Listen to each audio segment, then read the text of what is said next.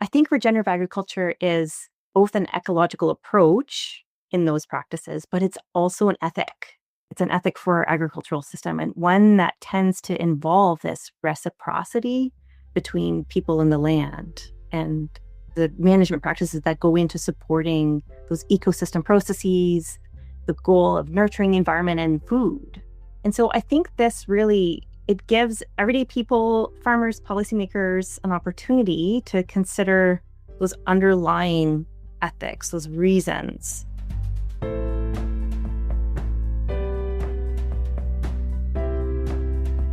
Welcome to Sustainability Leaders. I'm Michael Torrance, Chief Sustainability Officer at BMO. On this show, we will talk with leading sustainability practitioners from the corporate, investor, academic, and NGO communities to explore how this rapidly evolving field of sustainability is impacting global investment, business practices, and our world. The views expressed here are those of the participants and not those of Bank of Montreal, its affiliates, or subsidiaries.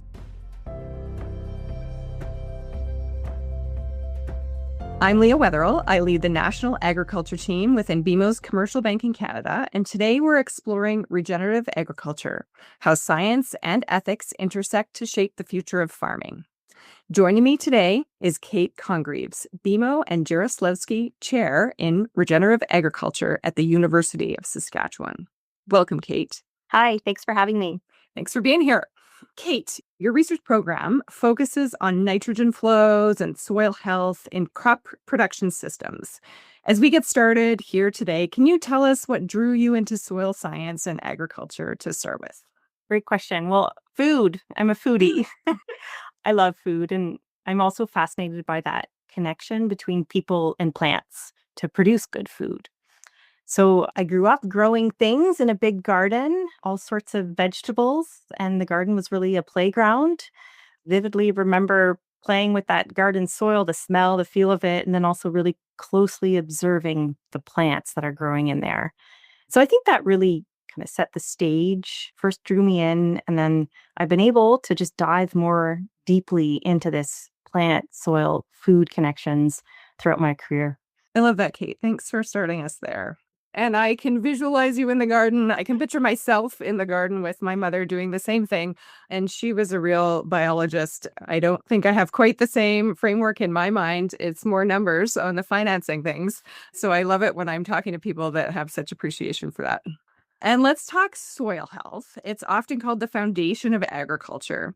What does that mean? And what are the biggest threats to soil health today? So if we think about soil as something that can be healthy or not, it really evokes this sense that soil must be and indeed is a living thing, a living system. So I think of that phrase, soil health, it kind of animates the soil and it reminds us that it is a living system. And we consider soil health as a foundation for life and agriculture. And that's really because soils not only are living, but they give life. They provide these vital ecosystem processes. Those are things like nutrient cycling, water cycling, supporting biodiversity. And all these processes are really responsible for sustaining not only our food systems, but connecting to all the aspects of Earth's ecology. And in academic sense, the definitions of soil health, they really often emphasize the biologic and dynamic nature of soil.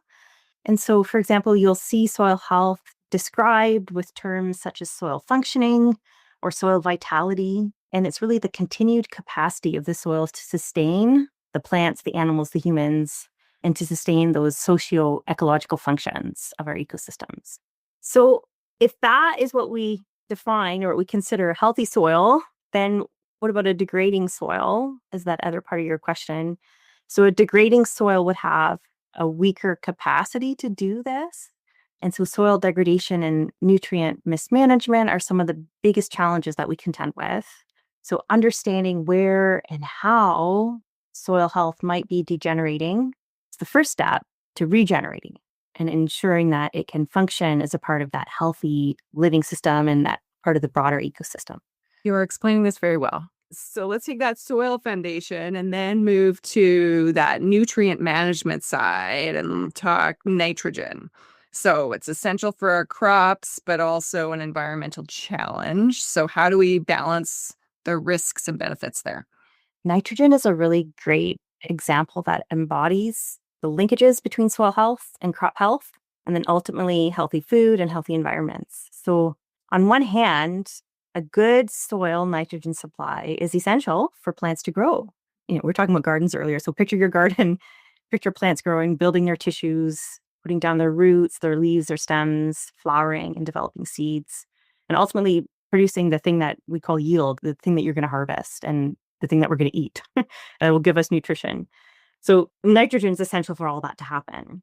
On the other hand, excess soil nitrogen supply, too much, is going to increase the risk for nitrogen loss.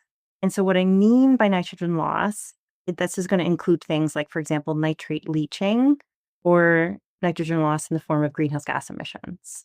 And so these are just two examples where nitrogen ends up contaminating either water bodies or contributing to climate change. So how do we balance the fact that on one hand, we need nitrogen, but we also, on the other hand, don't want to pollute? And so the answer there, it's a bit of a Goldilocks principle. We're looking for where we can draw the line around what is just right, not too much, not too little. And there's a lot of research that goes into identifying all the variables that you can tweak and adjust that we might have control over, things like fertilizer management, understanding and working with the soil nitrogen supply and nitrogen transfer, and what we can adjust, what we can work with on farm. And that all goes into, finding that Goldilocks principle of where things are just right. But here I'd say another factor we can layer in or bring into this equation, and that's identifying our tolerances and our limits. So understanding our priorities and our values, and in some cases, aligning or realigning our actions, our variables, the things that we can tweak and manage to kind of line up with what those priorities and those values might be. And then that's where some of those different philosophies of farming come into play. And there are farmers who not only look at the bottom line, but also go a step further to align practices to meet their agronomic and environmental goals as one and the same, and might look towards things like regenerative agriculture. Pulling that thread, Kate, you've written some recent articles about the philosophy on regenerative agriculture. So we're practices and outcomes. You just mentioned ethics on those farmers. It's not just economics, but there's also some environmental factors brought into the ethics. So as you bring that framework in, what does that mean for farmers and policymakers? And how do we think about that in our agricultural systems? So first, maybe I'll just start by explaining, I have my own definition of regenerative agriculture, and it's different from how others might be using the term. So I'm just going to walk you through my thoughts on this. So often people will think of regenerative agriculture as kind of a set of practices or a list of practices, and usually a list of soil health management practices. So let's say if some consider regenerative agriculture as these list of practices for soil health management, and perhaps they might emphasize certain practices over others, whatever it is, it's usually envisioned as some form of soil health management. But you know what? I think it's more than that. When you hear the passion and you hear kind of the reasons underneath those practices, the things that are driving those changes in practices, to me, it's telling there's something more. So I think regenerative agriculture is both an ecological approach in those practices, but it's also an ethic. It's an ethic for our agricultural system, and one that tends to involve this reciprocity between people and the land and the management practices that go into supporting those ecosystem processes, the goal of nurturing the environment and food. And so I think this really, it gives everyday people, farmers, policymakers, an opportunity to consider those underlying ethics, those reasons. So thinking deeply about them, prioritizing them, and it lays the groundwork. What are the value systems we're considering? What is that ethics framework from which progress can or ought to be made? And I think it can guide the process.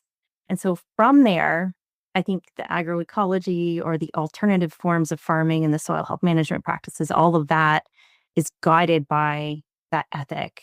And the incentives and the policies can be built around that. So I think it all really stems down from that ethical framework. That is that light that guides the process to begin with. Yeah. So, Kate, when I think about this, and when I think about this for producers, practices and outcomes are really easy. And I think the values behind their work and their life's work and the sustainability of their business and their family and their operation is there. How do we link this up and think about it in the future and marry these things that you're talking about more, the science and the philosophy? There are other disciplines that have been able to integrate philosophy or moral philosophy ethics into their hard science. In agriculture, we've always been really focused on improving resource efficiency, optimization, and technologically increasingly more advanced ways of getting at those resource efficiencies. But we maybe haven't paused to think about the values that should drive that, the reasons to do something or not to. And I think another example where I think there's hope is if you think in medical science, you would have a discipline of medical science and you have a discipline of philosophy. Same with agriculture. We have agricultural scientists and we have philosophers. There's very few agricultural scientists who are versed in philosophy and vice versa. Very few philosophers who are versed in agricultural science. But where I see hope would be thinking about that medical science example where you actually have biomedical ethics as a discipline now, where you've brought together scientists and philosophers who've created this whole subdiscipline where now you are thinking about the reasons and the rationales for how change might occur and why. So I think we could do the same thing with agriculture. We just pull in philosophers and discuss what those values are. And then that is the guiding process that we can build some change and see transformation upon. How do you in your work bring this to producers? So perhaps you could talk a bit about the BMO Soil Analytical Lab. What's the lab and how does it support this work that you're doing? Yeah, so this lab, it's equipped to provide insight on a suite of soil, physical, chemical, and biological measurements. And this helps us to understand how things like field management might influence these different indicators of soil health and fertility. And it's really great because it's a one-stop shop where all the measurements can be done all in one place. And also ends up creating this hub that enables a lot of really good collaborations between different knowledge experts. So it's a great spot where you can come together with biologists, chemists, physicists, and ecologists. And it's also really a great place for our students to be trained on not only how to do these measurements, but why we should run these measurements. What are they telling us? How do you interpret these measurements? And then link that to what's happening in the field and on farm and better understand the system as a whole. So, I use this lab all the time to measure all sorts of different indicators of soil health. So we're measuring soil, but we also collaborate with others and we train graduate students on these measurements and how to interpret that data. I think ultimately we're learning more about that so very interesting soil, plant, people connection when it comes to agriculture. How do you take that and so you've got this great collaboration group and how do we connect with the producers in helping each farm and at their different sites, call it find their Goldilocks amount, right? That and that you spoke to the Goldilocks specifically about nitrogen, but how do we find that optimal? How do we help everybody find that optimal balance? That's the beautiful thing about measurements and that this lab enables is that you can understand the site specifics. So the measurements that are reflecting what's going on at each different site. It might be different at site A compared to site B. So something might be degenerating in a different way or a different rate at site A than it is in site B. So that means we can help work towards regenerating the soil and supporting that healthy system for the soil, for the plants, for healthy food in different ways tailored to what that site and what that farm needs. So looking ahead, Kate, what's your vision for the future of regenerative agriculture and what gives you hope? Students give me hope. Yeah, their passion and their skills development and just seeing their ability to learn and start to think more deeply about what food is, what it could be. And I think when you think about the future of regenerative agriculture and sustainability, and I think I see a future where, like our students, we would have like a mosaic of agricultural ways and perspectives, where I think we would see philosophies that are considered, thought, dissected, debated, kind of thought deeply about, and then that can guide the process. And there might be multiple philosophies. and where we can also enjoy good, nutritious, environmentally friendly food. And I think of it like a good meal. There will be more diversity on the plate. Well said. Well said, Kate. Is there anything else you would like to say today? Maybe I'll ask you, what do you think the future of regenerative agriculture is? What are your perspectives? Well, I agree with your comment about our producers, and not only are they looking for their economic sustainability with what is the production and the yields and how are they optimally producing, but they are rooted in strong values, their family values, their stewardship of the land, their generational path forward on their connection to their land.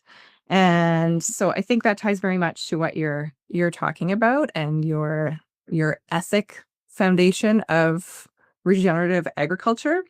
And I like what you said, or I agree with what you said on the future and what brings hope. And I think that that's all of the people that we're seeing coming into agriculture. And you've mentioned the students, and specifically in your science and your lab, but there's such a bright future for people in agriculture across all different parts of it, whether it's legal or finance or in the lab or in marketing. There's really great career opportunities, and Canada is a leader in productivity in the agriculture space, and that's something that we should feel really proud about, and that gives me excitement and hope for the future too. Yeah, I love how you phrase that. I view agriculture as that big umbrella, and then you have all these other disciplines that can actually fit right inside agriculture. So it's a place for talent. It's a place for skills. It's a way of life. Yeah, I love how you put that. Great. Well, I think that wraps up our conversation today. Thank you so much for being here today. You recapped everything so well on your work. I really thank you for the work that you're doing in agriculture in Canada. Thank you so much for having me. It was a pleasure.